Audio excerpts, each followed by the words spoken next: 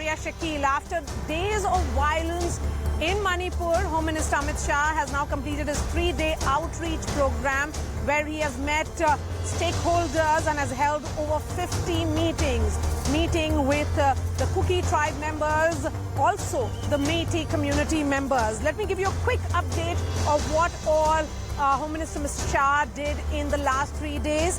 He held over 50 meetings with civil society members, sports personalities, retired bureaucrats and women's groups in Imphal, Chura, Chandrapur and More, which saw a mix of complaints and optimism. The face-off in the state was, remember, sparked off in a quota face-off between the Meitei and Kukis, and the Home Minister heard both sides. The Meiteis in Imphal have demanded an NRC exercise and strict action to ensure territorial integrity, while the Kuki-dominated hill districts have called for precedence rule.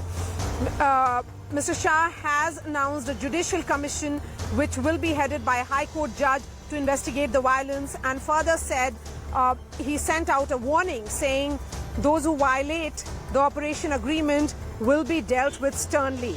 Forces continue to be deployed in sensitive areas, while the internet ban has been extended by the government till the 5th of June.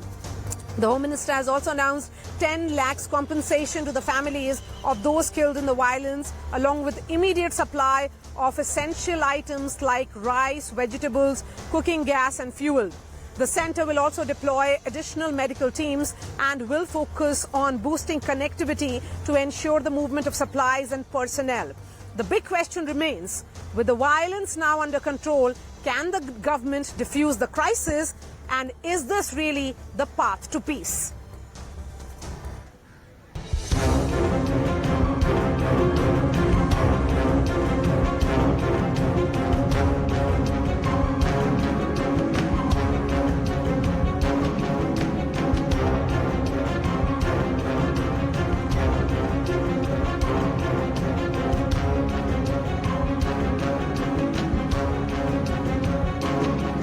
देखिए, वार्ता और संवाद यही रास्ता है मतभेदों को और मिसअंडरस्टैंडिंग को क्लियर करने का। सू मिलिटेंट अगर समझौते की किसी भी प्रकार की शर्त का उल्लंघन करते हैं तो अब उन पर कठोर कार्यवाही होगी।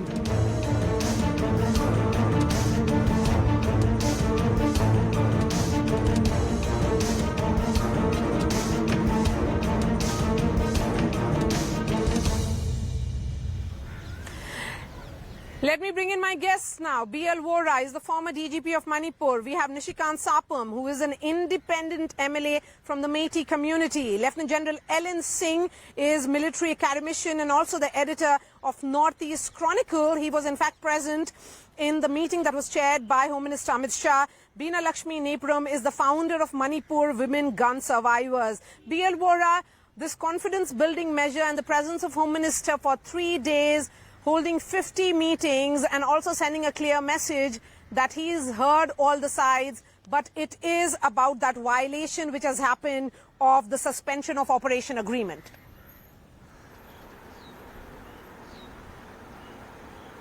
Mr. Vora. So I think it is a very good step that has been taken by the Home Minister. It's unusual for the Union Home Minister to find so much of time to go to a small state of Manipur for 3 days, consecutive days. Now, there were days, I think maybe only a decade ago, you have been on the TV, Maria, yourself, for a very long time. Northeast was never even discussed. And now for Home Minister to come and spend 3 days. But my only little complaint is that it was too late. The situation had become bad, as you know, from May 5th onwards. And it had gone out of hand and there was violence, continuous violence. Intelligence must have been there, but I think the state government failed. Initially, the political parties failed, the state administration failed, the police failed, the security forces failed. Weapons were even looted from Assam Rifles units. I think how come that has happened? See, there are 3 major communities, as you know, in Manipur: Nagas, Kukis and Meiteis. Mr. Vora, would you say that the presence of Home Minister for 3 days, do you think that will ensure the confidence building measure or the road to peace that the center is hoping for? It will definitely give the building confidence to the people up there. But building on his work, the foundation that he has laid is the work to be done by the state government and the political parties and the leaders of all the communities, leaders of at various stages, the civil society also, the student organizations also, they all have to chip in, including the army and the Assam Rifles and all that. And I think one is, of course, swift investigation, catching the culprits, recovering the arms, Maria, is very important. Over 1,000 weapons have been taken away by these guys. So I think this is very important, because if they are in their hands, and there are quite a few insurgent groups, as you know, in Manipur, so they will add to more violence in that state. So I think foundation has been laid, in short, by the visit of the Union Home Minister, but a lot of hard work remains to be done to see that the peace is there. Okay, Bina Lakshmi, as someone who works with Manipur gun survivors, how do you look at this entire effort that has been made, the announcements that have come in terms of an inquiry which will be headed by a retired High Court judge? Do you think that will ensure that confidence that people need, that the center will ensure justice? Thank you, Maria.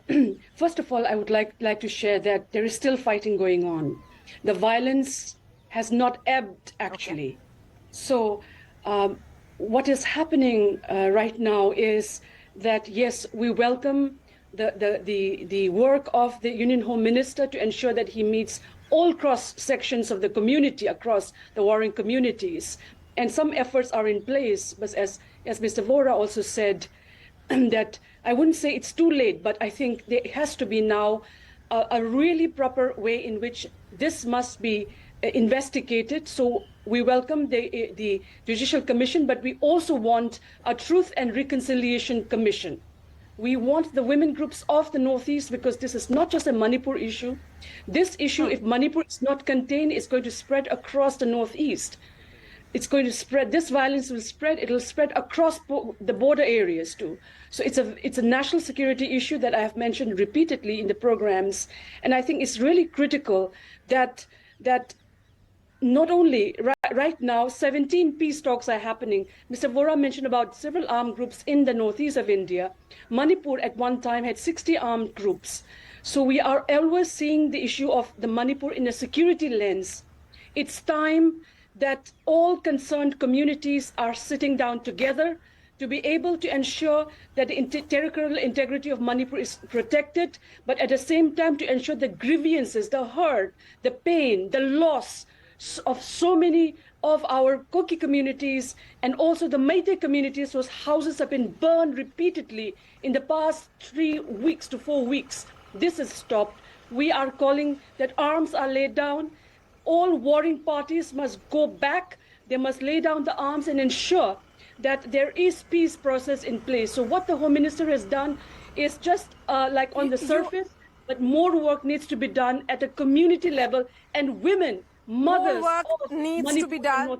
You are saying, even Mr. Vora agrees with you on that more work needs to be done. Let me get a word from the Meitei MLA, Nishikant. Nishikant, you know, the effort is to ensure that those ethnic fault lines which are there, which have been there for decades, that need not return on the surface, even as multiple versions are being, made by the political class on ground as well.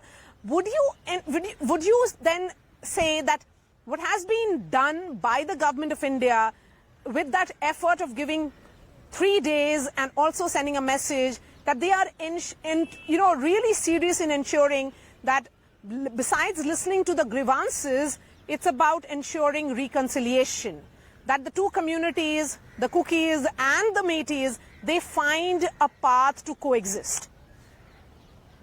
Well, that has to be done, otherwise there'll be no peace. I'm sure they're very serious, and I think the things that the Home Minister said, he stressed upon when he was leaving the press conference that he gave. One second, I'll just open up what he said. was about following the Sioux ground rule very strictly. And one second. And one Yes, was illegal. the point that you're trying to make, of course, is yes, please go ahead. I'm saying that what the Home Minister, when he gave his press conference, was illegal weapons has to be recovered. There will be, if necessary, combing operations, and Sioux groups Yes. will have to, the ground rule has to be followed strictly, and if it is not, then they will be dealt with accordingly. There will be a judicial inquiry, and these peace treaties will have to look at, and everybody, the MLAs and everybody has to find out a way to, cool down people in their own areas, and likewise in the hills also. Yes, so you are essentially saying that the promises that have been made, or the path to peace that has been, roadmap in a way, where he has talked about 6-7 points, which the decisions which have been taken after deliberations that he has held, that is the right way to go ahead.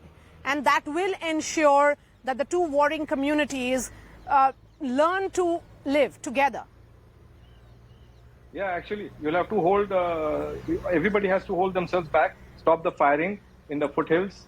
And Yes. I think, because see, this is all what I have to see is that everything was calm and cool till the 27th. Every 27th, it all started all of a sudden from all directions, shooting down. So that, right now what's happening is all the reaction of all that. It went on for like a couple of days till the 27th, till 26th. The curfew had been relaxed till 4 o'clock in the afternoon or evening, you may call it. It's like evening here. And but then suddenly 27th, prior to the Home Minister's arrival, it just took off. It looked too planned. And then these are all after effects going on. So everybody's out with guns, and that's what the Home Minister said. I mean, you'll have to disarm everybody. Yes, and the suspension of operation agreement, which has some conditions, and if they are broken, then how do you ensure that it is enforced by both the sides? The Sioux doesn't happen with both sides. It's in the hills. Okay.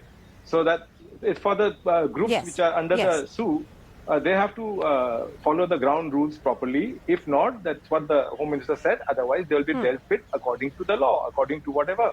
If they don't follow the ground rules, because it was not. I don't think it was being followed. I don't think it was being strictly adhered to, and it was a free for all. So that's what the Home Minister actually. Earlier, he had said that he will not give any press conference or anything like that. He said because he knew the situation is very sensitive, because if he said something that made a particular community happy, the other would be unhappy, and vice versa. So, but today he, I think, said, I will, say this myself, and this is what he said about the suspension of operation, because everybody in Imphal is very scared, because people who are supposed to be in the Sioux are not in the Sioux. I mean, there's a lot of heavy guns with, automatic weapons, AK-46 and all these things being used. And then suddenly you see a lot of people infiltrating. You find people in lungis and all, because nobody wears lungis in Manipur. It's across the border from Burma. And you have to realize that it is a national security threat, because you have omnipresence of the Chinese, that side. I don't know who all are coming in. So this is going haywire. I mean, I'm sure that all the 10 MLAs of the Kuki MLAs, they must also be going berserk as to how this has gone out of control. I mean, there are rumors like that. They themselves didn't expect it. Yes. So, and as per local officials, Mr. Vora, close to 1,500 arms and several rounds of ammunition have been looted. So that is the report that is coming from the ground. How soon do you expect everything that has been promised by the central government will be implemented and peace will return? Of course, internet has been suspended, Section 144 imposed, but that is really not a solution for a long-term peace. See, actually, Maria, it's a very Mr. Vora. tough Yes, go ahead. task. Ground roots fund. I said lot of groundwork is required. See, it has to be done basically on two fronts. One is voluntarily people giving up arms, returning arms, and I think government should ensure and promise that no action will be taken against them. This is part one. Part two will be to do the combing operations, go after these people, catch them and get the weapons. Now that obviously means violence, and violence on both sides. Now there will be some hardened groups. As you know, Manipur is full of insurgent groups of all kinds. We have from Nagas, we have from Meiteis, we have from Kukis. Kukis, of course, are more active these days. Now, these people, they will use it as a weapon, and let's remember that Burma is right across the border there, and they go and find shelter there. So that's a very big thing. And recently, see, when some Burmese came from there after the situation there, you know, one of the allegations against Kukis was that they were sheltering them. And apart from Kukis had other grievances. In fact, all the communities have, they are beautiful people, they have their apprehensions and of course their aspirations also. And of course political games are also played. But coming only for weapons, which as a policeman I am much more concerned, I think it has to be tackled on two fronts. And I would even go a step ahead and say those who voluntarily come and deposit arms, they should be even rewarded and no action should be taken against them. I think that will perhaps act as an incentive, because many people, you know, not only, for example, I may have looted weapons, but I may have kept in your house because, you know, we are family or friends and things like that. But I think to get up all the weapons, each one of them, is going to take a long time. And meanwhile, the chances of violence escalating there are very much there. Yeah. Okay. General Singh, you know, give us a sense, particularly what all changed in the state since March.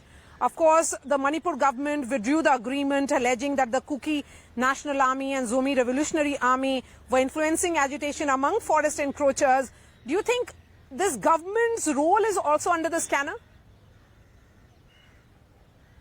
That there were certain wrong decisions that were taken perhaps? No, I will not say wrong decisions, but what happened was this filling up animosity was building up for last 3-4 years. It was just waiting for a trigger, and unfortunately, the system and various people who are supposed to be involved with this, they did not realize the ferocity of this violence which was going to be unleashed.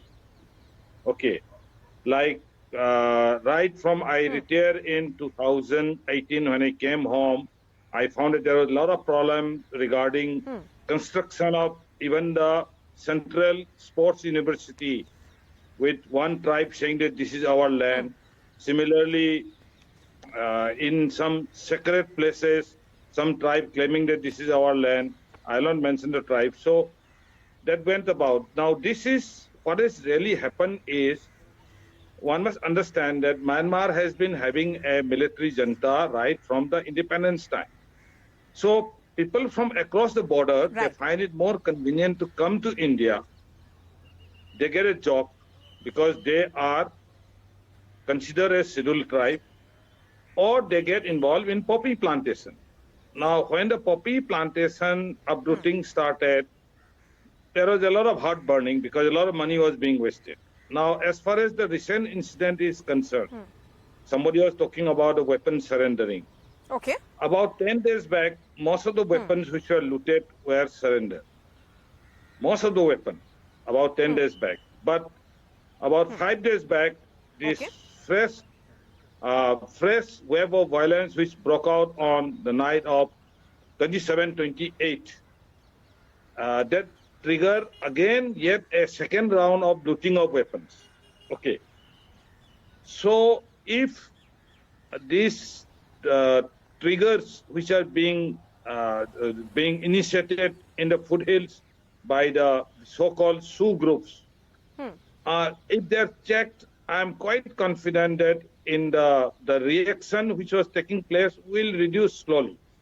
But as long as the people who are on the higher up in the hills, they continue to fire on the plain, obviously there will be a retaliation. That is what exactly happened on the night of 27-28. Yes, there are... Yes.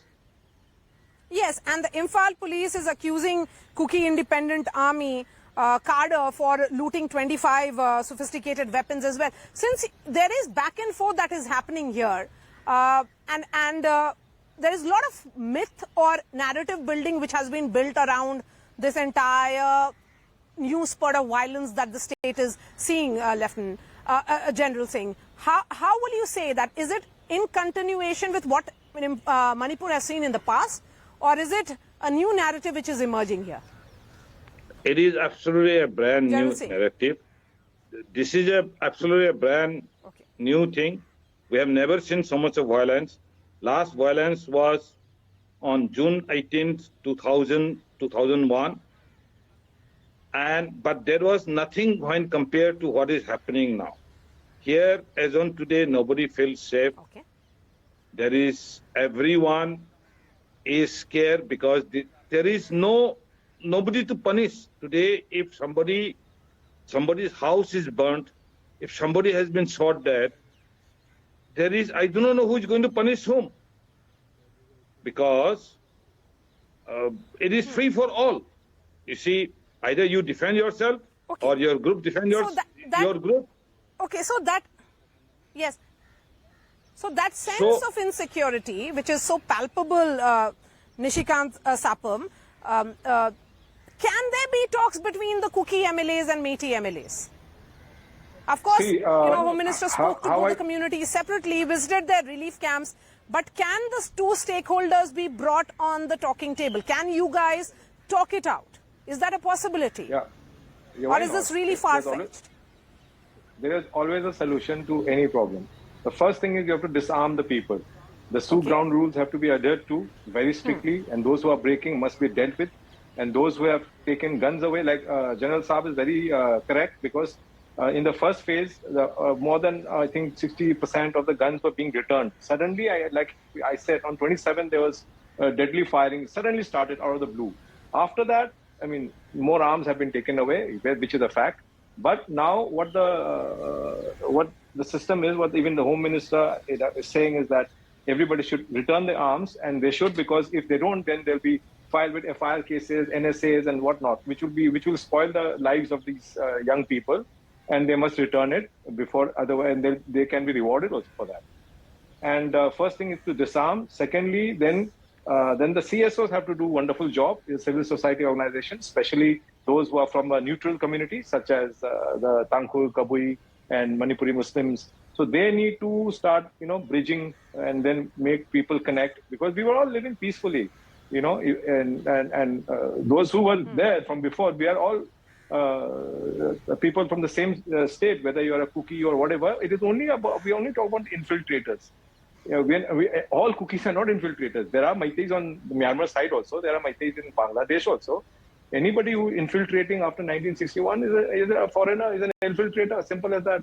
Other than that, those who have been there, we are all same people, and the CSOs have to play, the civil society organization has to play a great role in this, to bridge people, to build connections with the heart, because a lot of violence has taken place, and I'm sure the scars left in the heart will take a long time to heal. But why not? We must give peace the chance. Absolutely. And rule of law has to follow. Without rule of law following, nothing is possible. You see, the government or the central government, be it the central government or be it the state government, has to ensure that rule of law has to follow. It has to follow. In no circumstances, it cannot fail. It has failed. Therefore, there is complete chaos. It cannot go on. This is not a banana country. So, rule of law must come, and the civil society must do their job, and it will all fall into place. And there has to be an iron hand coming. Rule of law, finish. Nobody's above the law, whoever you are. That's the way I see it. So, Beena Lakshmi, the role of organizations such as yours will become important, because, women in general can be that the bridge which can ensure that the two communities actually can forget their long fault lines, the deep fault lines. The ethnic fault lines which have existed for several years, Absolutely. decades. Knowing this, in 2010, we started the Northeast India Women Initiative for Peace. And under that umbrella, we have had 4 Northeast India Women Peace congregations. 3 days before the violence broke out, Kuki women, Naga women, Meitei women, Ahomia women, Sikkimese women, we all met and started work just 3 days before. In fact, what is really shocking is the level in which the violence broke out in the most little way. But the thing is, we, the women communities of Manipur, have been the protectors of anti-colonial struggles from Nupi Lal to Meira Paibis, as well as Kuki mothers, the Kabui mothers have come out. Also the role of faith leaders. Yes. It's really critical. Church groups, Muslim groups, Manipuri groups, they're all coming out doing prayer sessions. So I think it's really important at this time that while recognizing that the solution is going to be critical, and let me point out to your viewers that the northeast of India is bordering 5 countries. China is above us, Burma, Bangladesh, Nepal, yes. Bhutan. So it is a very geostrategic critical area. And that's why I keep saying that it's a national security issue to ensure that the protection of Manipur is a protection of the boundaries of India, and that we must work together to ensure, as Tamo has also said, ensure rule of law, but also ensure that those minority communities who are facing that they have been wronged, we should have a truth telling under the Truth and Reconciliation Commission to be sort of keep civil society leaders who are there is a need for a Truth and Reconciliation Commission as well. My final word now from Mr. Vora. Mr. Vora, the state has got a new DGP. Would you say that this is some action particularly because of the nature of this conflict, which had been there on ground for almost a month? This decision should have happened much earlier. Well, in a way, I agree with you. Yes, definitely. Change of leadership sends a different kind of good signal also to the people. But Maria, I wanted to add another caution. China would like now to fish in troubled waters. Please go ahead. Even Pakistan also. China has been earlier active, very much active in the northeast with the insurgent groups of Meiteis themselves. PL and all, they had gone, UNLF, they had gone to China for training in good old days. When I was posted there first time in 1980, I had interrogated the top PLA leader at that time, one Visheshwar Singh, and he had told me how they had gone to China for training. Those days, things were different. There was violence in Imphal all the time, round the clock in various mohallas and all. So almost those things are coming back. So we have to be beware of China and bring the situation under control as fast as possible. And Myanmar also, there are many dissatisfied groups who come here and they take shelters, and vice versa also. So I think it has international ramifications also. Besides, the economy of Manipur, which was doing so well, has got a huge setback. And we were talking of connecting India through Manipur to Burma and Thailand. You know that highway which is coming up. So I think this is all a very big setback. So I wish some preventive steps would have been taken, some foresight should have been shown earlier. But I mean, anyway, now that having been done, let us, I think, restore the situation as fast as possible. Absolutely. Maria. All right. BL Vora, I appreciate your time. Nishikant Sapam and Lieutenant General Ellen Singh. Thank you, Beena Lakshmi, for your time. We are slipping